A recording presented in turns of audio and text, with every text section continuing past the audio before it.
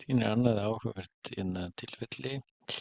6 ára stelpa kemur, virðist vera dagssaga hita og slappleika. Hafði verið greind með mýrnabólgu, sett á amoxicillin daginn áður hún presenterar, en við presentasjón daginn eftir á bráðamóttöku verið að kasta upp, aðeins minnkað meðvitaðarástand, svona sljó,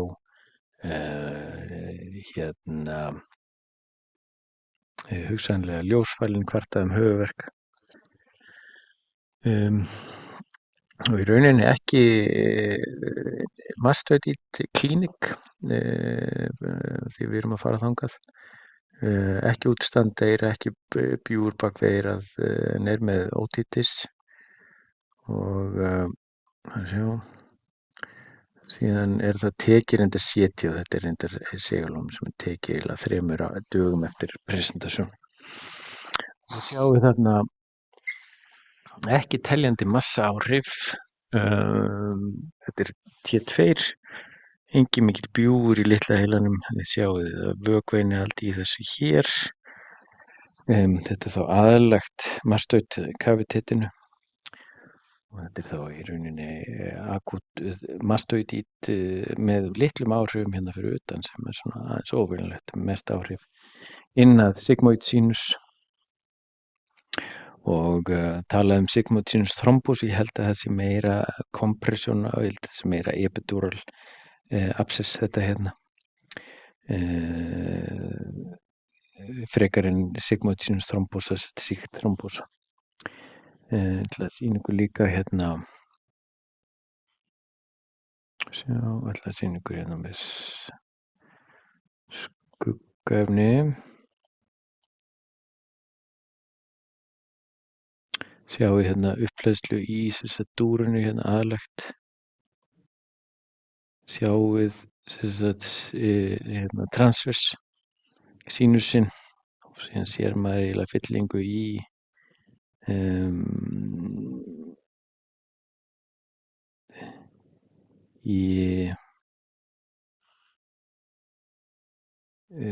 jugularisveninni, og síðan er þetta náttúrulega fullt hérna. En ég gerði mastoidektómíu hérna, dreinir þetta kom gröftur út, hún hafði verið á sýklalyfjum í einhvern tíma þar áður og hafði því ekki það ræktaðist því ekkert úr þessu.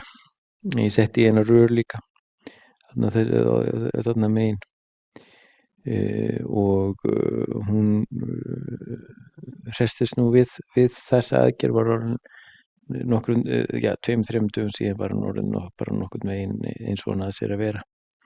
Var ekki mjög veik með þessu svona almennt séð, hafði presenterað með 20.000 hvít og 250 CRP.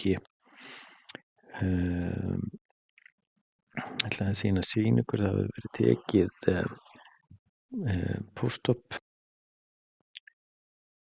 og post-op sjáum við hérna, þetta er T2, það er einhver þunn vökvarræma hérna eftir. Sjáum hérna með kontrast. Þannig að það gengi vel tilbaka. Sýna ykkur hérna upphafsmyndin líka á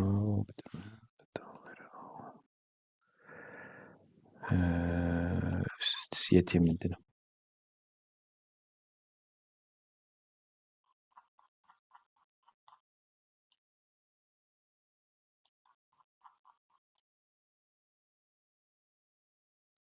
Sjáum við þetta, hvernig þetta er hérna.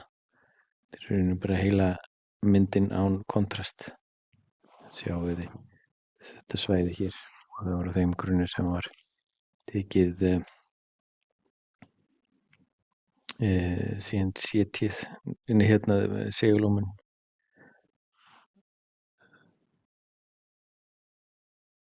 reyndar, já, marg skannaði gegnum hana blessaða sem var í rauninni óskynsamlegt.